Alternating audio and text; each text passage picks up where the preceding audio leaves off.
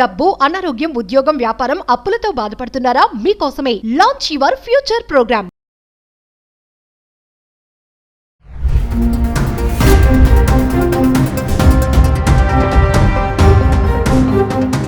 నమస్తే, welcome back to Suman TV. ప్రస్తుతం మనతో పాటు ఉన్నారు ఎనలిస్ట్ రామకృష్ణ గారు. సార్తో మాట్లాడదాం.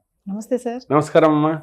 సార్, లాటరీ టికెట్స్ అంటారు కదా, చాలా మంది సరదాగా కొనుక్కుంటారు. కొంతమంది అలాంటి వాళ్ళకి అదృష్టం అనేది ఒక దారి నుంచి కాకుండా రెండు దారుల నుంచి కూడా వస్తుంది. అలాగే కేరళకు సంబంధించి రత్నాకర్ పిల్లైకి తగిలినటువంటి లాటరీలో 6,02,500 పురాతన నాణ్యాలు. మరి దీన్ని ఎలా చూడొచ్చు అంటారు? ఇది అదృష్టం అనుకోవాలా, ఇంకే అంతకు మించి అనుకోవాలా? ఒకసారి లాటరీ గురించి కూడా మాట్లాడుకుందాం సార్. అంటుంటారు కదా, అదృష్టం దరిద్రం పట్టినట్టు పడితే ఇంకెవరు ఆపలేరని. బహుశా ఇలాంటి చాలా చాలా అరుదుగా జరిగే సంఘటనలో ఇది ఒకటి అవ్వచ్చు. ఎందుకంటే సాధారణంగా లాటరీ టికెట్లలో విన్నింగ్ పర్సంటేజ్ ప్రాబబిలిటీ 0.0001% లాగా ఉంటాయన్నమాట. అలాంటిది మనవాడు గెలవడమే కాదు, ఆ డబ్బుతో పొలం కొంటే ఆ పొలంలో మళ్ళీ పురాతన నాణ్యాలు దొరకడమే కాదు, దానివల్ల చాలా ఆయనకి పేరు ప్రఖ్యాతులు వచ్చాయి. అంటే ఈ మూడు వచ్చాయి అన్నమాట. డబ్బు వచ్చింది, ల్యాండ్ వచ్చింది, దాంతోపాటు పేరు ప్రఖ్యాతులు. చాలా గొప్ప అదృష్టవంతుడు. అయితే ఈ విషయాన్ని పురస్కరించుకుని ఒక 2-3 విషయాలు మనం స్పృశిద్దాం. సో దట్ ఏంటంటే ఈ వీడియో ద్వారా జనాలకు ఏం ఆలోచించాలి, ఏం తెలుసుకోవచ్చు అనేది తెలియడానికి. మొదటిది, 6 కోట్లు లాటరీ దొరికిందంటే 6 కోట్లు రావు. దానిలో దాదాపు 30-40% దాకా ట్యాక్సులు గెలిపోతుంది. కాబట్టి ఆల్మోస్ట్ అన్నీ చేసి 3-3.5-4 కోట్లు వచ్చాయంటే గొప్ప. ఇది సాధారణంగా జరిగేది. కాబట్టి గెలిచే పర్సంటేజ్ ఎంత తక్కువగా ఉంటుందో గెలిచిన తర్వాత వచ్చే ట్యాక్స్ కూడా అంతే గట్టిగా ఉంటుంది. కాబట్టి ఎవరైనా సరదా కొనుక్కోవాలనుకుంటే కొనుక్కోండి. రెండోది, ఈ లాటరీ కొనుక్కోవడం అనేది ఒక సరదా, ఎప్పుడో ఒకసారి అయితే పర్వాలేదు. ఇది వ్యసనంగా మారి చాలా ఇబ్బందులు తెచ్చుకున్న వాళ్ళు చాలామంది ఉన్నారు.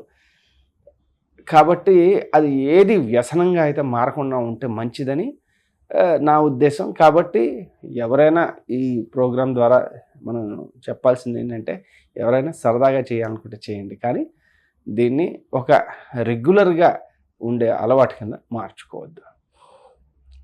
మూడోది, నాణ్యాలు ఏవైతే దొరికాయో, ఇలాంటి నాణ్యాలు ఎప్పుడైనా ఏదైనా పూర్వ సంపద ఏదైనా మీకు దొరికినప్పుడు అది గవర్నమెంట్ ఆఫ్ ఇండియాకి చెందుతుంది.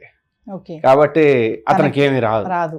బహుశా ఒక దాన్ని ఏమంటారు, ఆయనకి ఏమైనా రివార్డు కింద ఏమైనా ఇవ్వచ్చు. ఎందుకంటే ఒక చాలా పూర్వకాలంలో ఉన్న ఒక వస్తు సంపదని ఆయన గుర్తించినందుకు కానీ లేదా శోధించినందుకు కానీ ఏదైనా రివార్డు ఏమైనా వస్తుందేమో, కానీ అది ఆయనకి మాత్రం చెందదు. ఎందుకంటే ఇది ఇంత గవర్నమెంట్ ఆఫ్ ఇండియా సంపద.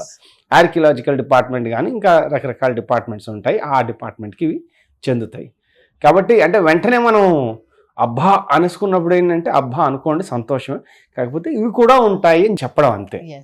చాలా మంది కామెంట్స్ పెడుతున్నారు సార్, ఏంటంటే ఆ ల్యాండ్ అమ్మిన వ్యక్తి పరిస్థితి ఏంటి అనేది కొన్ని కామెంట్స్ వస్తున్నాయి. దాన్ని ఎలా చూడొచ్చు అంటారు?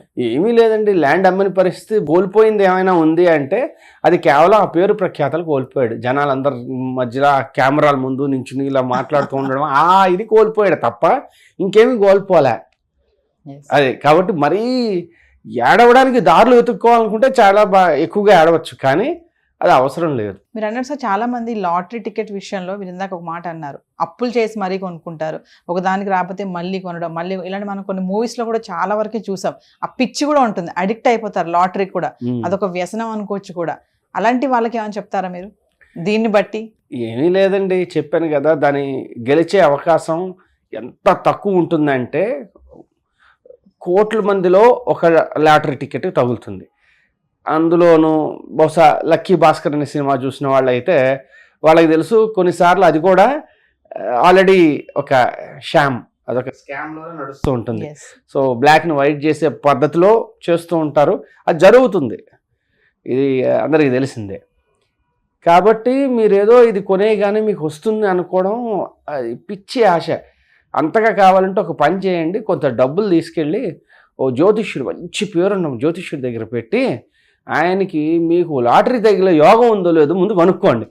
అది కనీసం బెటర్. ఇప్పుడు మీకు లాటరీ తగిలే యోగం ఉందన్నారు అనుకోండి, అట్లీస్ట్ అప్పుడు లాటరీలో కొన్న అర్థం పర్థం ఉంది. ఎస్ అంతే తప్పించి ఒక ఆశ, పిచ్చి ఆశతో ఇది పరిగెట్టడం ఏంటంటే ఎండమావిలో నీరు కోసం వెళ్ళినట్టుగా ఉంటుంది. లాటరీ టికెట్ వెనకాల ఈ బ్లాక్ మనీ కూడా ఉంది అంటే ఉంది, అది ఎవరికి తెలియంది కాదు, అది ఒక చాలా పెద్ద మాఫియాలా నడుస్తూ ఉంటుంది. ఓకే, మీ కొన్ని స్టేట్స్ మాత్రమే ఇవి లీగలైజ్ చేశాయి, అన్ని స్టేట్స్లోనూ ఇది లీగలైజ్ కాదు. కాబట్టి ఆ స్టేట్స్లో వాళ్ళు చేసే ఇది నడిపించే వాళ్ళు ఎవరైతే ఉంటారో అందరూ ఇలా ఉంటారని కాదు, కానీ ఇలాంటి కేసులు చాలా బాగా పైకి వచ్చాయి కాబట్టి ఎస్. దాన్ని బట్టి చెప్తున్నాను. సో ఓవరాల్ గా చూసుకుంటే అదృష్టమే అనుకోవాలి ఎంతో కొంత, అంటే ఆ ట్యాక్స్ కట్టినా కూడా రత్నాకర్ పిల్లయ్యకి రత్నాకర్ పిల్లయ్యకి వచ్చిన అదృష్టం మామూలు అదృష్టం కాదు. అన్ని వైపుల నుంచి బెంగళూరులో రోడ్డు మీదకి వచ్చిన వరద నీరులాగా అన్ని వైపుల నుంచి వచ్చి ముంచెత్తేసింది. కానీ ఇలాంటి సంఘటనలు జరగడం చాలా చాలా చాలా అరుదు. జరిగే అవకాశం అనేది ఎక్కడా లేదు. అయితే అందుకనే చెప్తున్నాను, దీన్ని స్ఫూర్తిగా తీసుకోవాల్సిన అవసరం లేదు అనేది నా ఉద్దేశం. ఇది స్ఫూర్తిగా తీసుకోవద్దు, ఇది విని ఆహా అవునా బాగుంది అనేసి ఆనందపడి వదిలేసేయండి. అంతే. అంతకుమించి మనం కూడా కొంటే మనకు కూడా లాటరీ తగులుతుంది అని అంతవరకు వెళ్ళకూడదు అసలు. అందుకనే చెప్తున్నాను, అక్కడ జరిగింది కదా అని మనకు జరుగుతుందని అనుకోవడం శుద్ధాబద్ధం.